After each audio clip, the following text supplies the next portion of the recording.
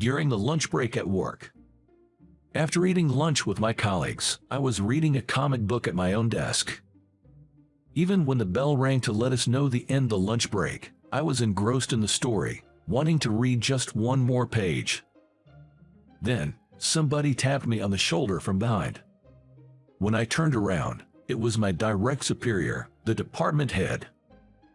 In a hurry, I opened the drawer and threw in the comic book. "Hey Johnson, you got a moment? Could you come to the conference room with me?" The department head spoke to me in the same mild and gentle tone as always. Immediately, I got up from my seat and followed the department head to the conference room. When we entered the empty conference room, the department head asked me if I wasn't going to take any more paid leaves. In the previous month, I sporadically took day offs almost every week. "What about it, Johnson? Are you going to take some day offs this month, or not?" Saying that, the department head gave me a sharp stare. As I was lost for words to reply, the department head spoke ruthlessly. "You don't want to work with me, do you? As you wished, you're going to be let go from my department and also from the head office." The department head told me that this was a transfer order.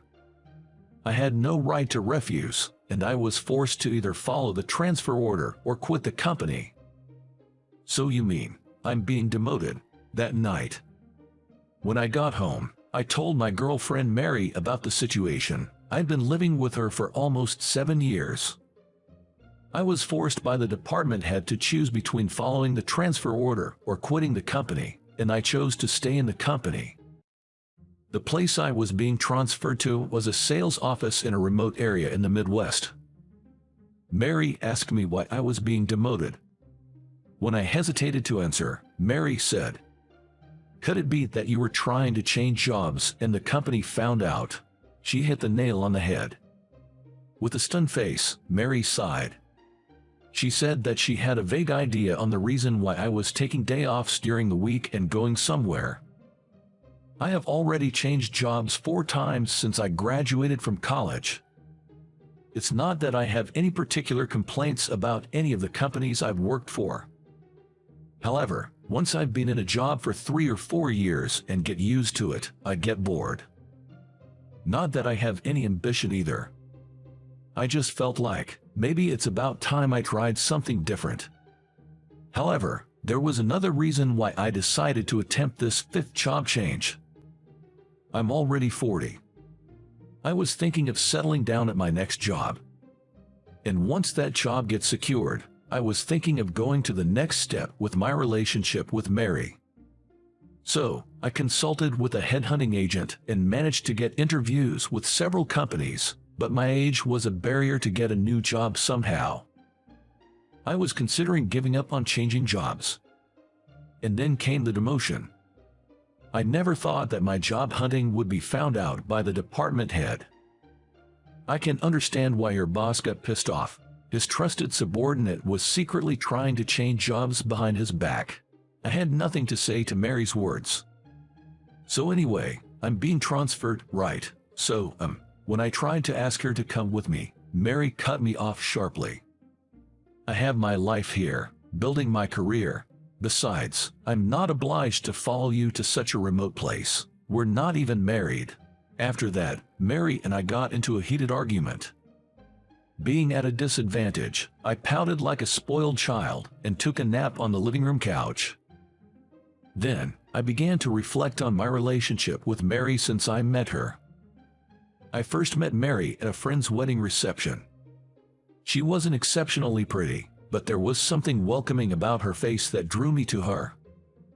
She asked me about my job. I told her I had switched jobs twice and proudly said, "Staying at one company for too long is outdated."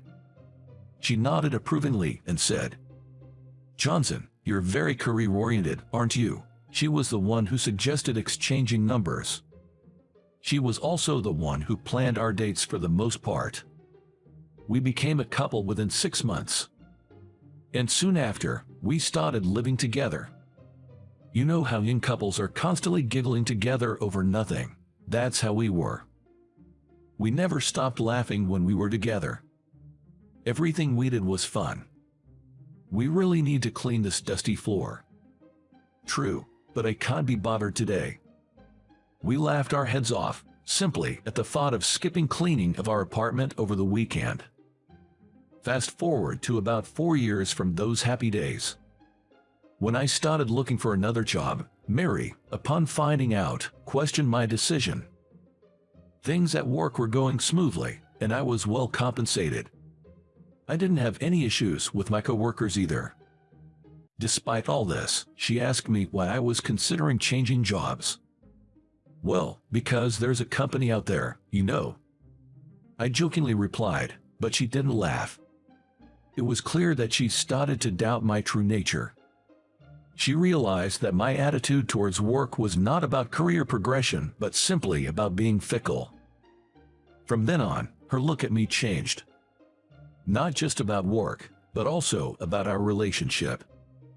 Despite living together for so long, I never brought up the topic of marriage, and this seemed to trigger distrust in her. Fast forward another 3 years. We stopped laughing together and stopped doing things together. We felt there was no reason to live together anymore, but we also didn't have a reason to break up either. Amid this uneventful life, I suddenly received the notice of my transfer. I don't expect her to follow me to such a remote place. We're not even married. The idea of resettling the job and the relationship with Mary upon turning 40 was just my own selfish, wishful thinking.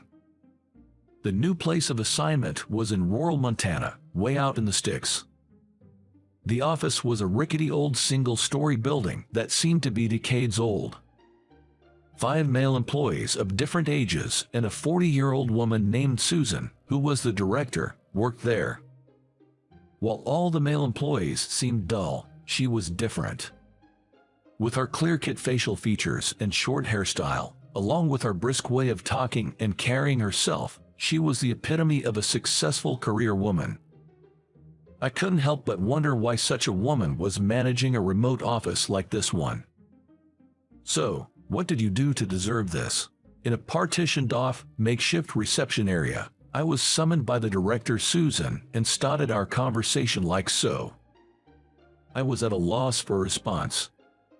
Then, she informed me that unless I stirred up some sort of trouble, I wouldn't have been assigned to this sales office. She said, "If you don't want to talk about it, I won't push you," and changed the subject. She explained that the primary task in the sales office is customer follow-up. Also, our assigned region is surprisingly big, so there would be a need to get around using a company car. She asked me if I had any questions. Well, my company found out that I've been looking for other jobs. I stuttered, oddly answering her initial question. Something about Susan made me want to share everything. It felt like a magic. Then, she opened my work history document that she had requested from the corporate HR department. "So, you've switched jobs a few times before joining our company, huh?" "Yes, I tend to want to change my workplace when I get accustomed to the job," I replied, and found myself repeatedly bowing to her subconsciously. "I see. I have a proposal for you, Restless Johnson. Will you be open to it?" I found her bluntness rather refreshing. She then revealed her plan. Ever since her partner became the director, they had been hoping to improve the performance of this sales office by actively acquiring new customers. However, they lacked the right talent to achieve it. "Would you like to give it a try? Consider it like switching jobs," she suggested. Her gaze held an undeniable intensity. "I'll do it. I have no other choice," I thought. Even if it's a small sales office, if I could contribute to increasing the performance, I might be able to return to the headquarters. That's how my life at the new office began. Though I was expecting nothing out of it, it was surprisingly rewarding and made me hopeful for what we could accomplish. Every weekend, I would visit the apartment where Mary still lived by herself. There, too, things started to change. I was eager for Mary to hear about my week at the new office. I would start trembling. At first, she showed me no interests, But slowly, she began to pay attention to what I was saying. "It seems like you're actually happy about the transfer. You're weird." "It's not a transfer, it's a job switch, a new job." I said it laughing. Mary joined in, calling me a fool. We both burst out laughing. My sales rounds gradually gained momentum, and the number of new clients also steadily increased. The sales office's performance was on an upward trend. Susan was also pleased, and we started to spend more time after work having drinks at the only pub near the office. The sales office, Director Susan, and we all enjoyed a smooth sailing period. However, on a Friday half a year later, Director Susan, who had been out at the headquarters all day, returned to the sales office in the evening. Unlike her usual brisk self, she looked as if she had lost her soul. I rushed over to her immediately. "It's all over, everything," Susan muttered to me, then straightened her back and announced the news to everyone. The sales office would be closed at the end of the next fiscal year. She asked everyone to start considering their next moves as soon as they received their dismissal notices, as there would be nothing she could do about personnel matters at that point. As she slumped into her chair, she looked at me. "They're banning new sales activity too. If we keep adding customers, it's gonna be a hassle later on." Susan had said just that before she buried her face in her hands and slumped over the desk. The closure of our branch and the order to halt all new businesses were a shock to me also. What am I supposed to do from now on? I really wanted to hop on a train and talk about the situation with Mary immediately. However, as I was getting ready to leave, Susan talked to me. "Johnson, would you join me for a drink tonight?" Seeing the look on her face, I decided to postpone going home to Mary until the next morning and join the director for the night. No, I actually wanted to join her. Because Susan and I had been after the same goal together for over half a year since my demotion. In a literal sense, we were comrades in arms. She and I had quite a few drinks at our usual and only pub. "All the hard work you've put in, we managed to boost our performance, and yet they're pulling out, shutting down our branch," she grumbled, drinking heavily until she could hardly stand. What happened next? The following morning, as I started to tell the story, Mary leaned in, eager to hear more. I told her about escorting a thoroughly intoxicated Susan to her partner's house, which was about a 10-minute walk from the pub. There was a light on in Susan's house. I hadn't asked anything about her personal life until then, so I didn't even know if she was single or married. "So, she's living with her family." I more or less carried Susan to the front door and rang the doorbell. A woman's voice from inside the house answered yes, and the front door opened. "Susan, get a hold of yourself." The woman took hold of the drunk Susan, chiding her. Susan kept repeating, "It's frustrating. So frustrating," under her breath. "Who's that woman?" Mary asked, looking puzzled. "Susan's partner," I replied. "Partner?" I nodded slowly and went on to describe the conversation afterwards between Susan and the woman. Susan clung to the woman in a childish and clingy manner that she'd never displayed at work. The woman gave me a wry smile, saying, "Here we go again," before she took Susan inside, then came back to where I was standing at the entrance. "Johnson, isn't it? Susan is always in your debt." She thanked me sincerely. Susan was sent to that branch because the company took issue with her living with someone who wasn't a spouse or recognized family member, I told Mary. Ever since, Susan had been living in a house they rented themselves, without receiving rent allowances from the company. Monday of the following week. As soon as I arrived at the office, Susan called me over to the reception area. The first thing she did was to apologize for her behavior on Friday, saying she had gotten so drunk she can't remember anything. "I must have caused you trouble by having you take me home, and about what's going to happen from now on," Susan began, lowering her voice. She had decided to resign voluntarily, without waiting for the company's formal notice. When she was reassigned to the sales office, she was headhunted by a client company, she said. At that time, she decided to stay with the company that had demoted her without any wrongdoing, hoping to give them a taste of their own medicine. She wasn't sure if that client would still hire her, but she had several other prospects, so she was planning to look for a job after leaving. You know, my roommate suggested it might be better that way.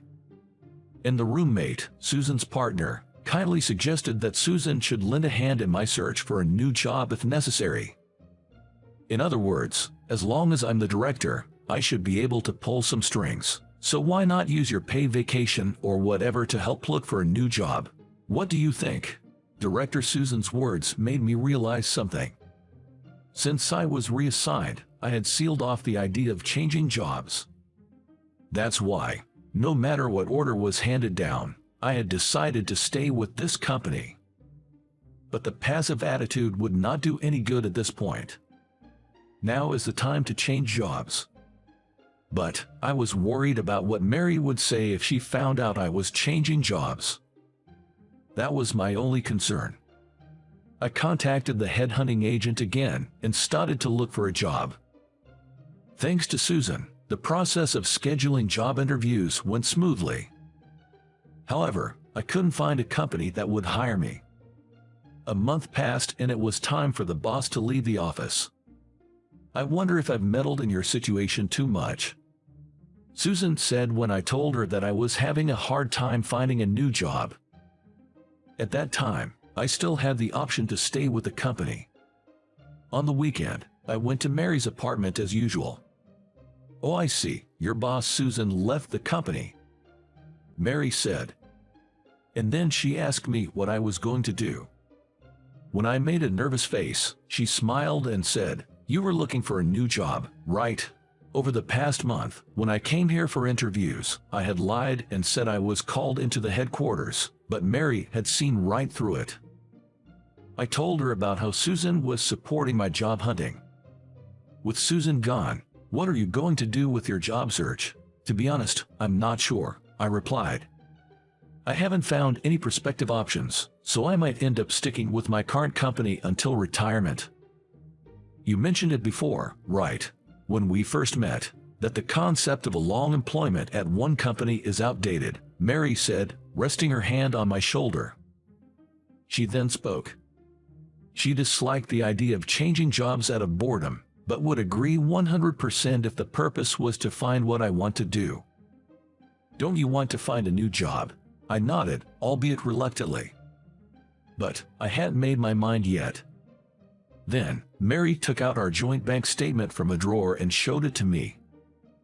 With this much in savings, we can get by with just her income for a while. Leave it to me, so please, take your time and find your next job. Inspired by her words, I resigned from the company, put all my effort into job hunting, and finally secured a job at my desired company. That weekend, Mary and I went out to the city to buy a new suit for me. By chance, we ran into Susan. She was with that woman. We stood there, catching up on what had been going on in our lives. "And how about you?" Susan asked, stepping back and looking at Mary behind me. I took Mary's arm, led her forward. "She's my partner." Mary gave a nervous nod. "Oh, your wife is so beautiful and lovely. Truly, you make a wonderful couple." Susan and her companion agreed. I put my arm around Mary's shoulder and said yes, looking at her. Mary was caressing her shiny wedding ring on her left hand's ring finger with her right hand. I hope you enjoyed today's story. Your subscription and likes give us the motivation to continue our work. We are looking forward to your comments as well. We'll see you in our next video.